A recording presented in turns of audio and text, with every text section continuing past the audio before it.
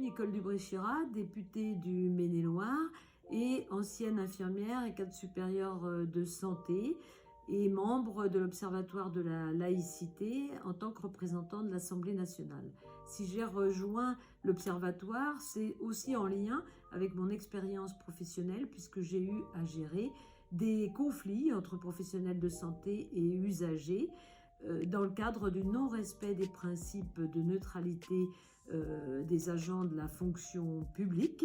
qui m'ont conduit à réfléchir et trouver avec eux des moyens de nous améliorer, de faire respecter ces principes de neutralité.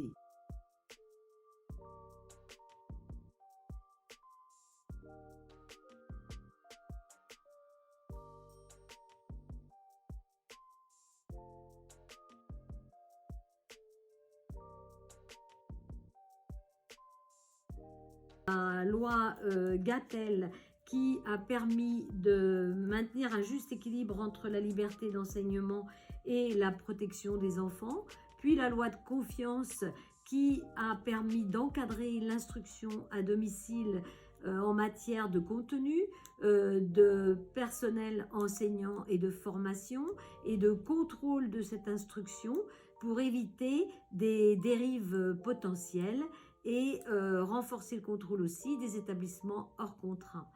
La prochaine loi qui va traiter de ce sujet est la loi séparatisme qui fait suite au discours du président de la République au Murau, privilégier l'instruction en établissement public ou privé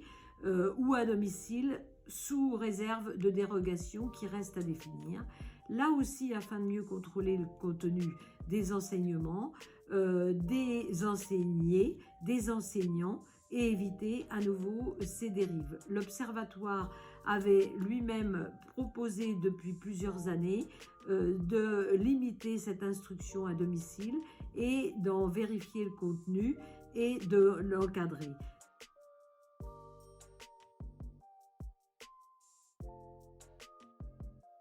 L'Observatoire de la laïcité a émis un avis qui a conduit à la nouvelle rédaction de la loi du 26 avril relative à la déontologie et aux droits et obligations des fonctionnaires, précisant que celui-ci exerce ses fonctions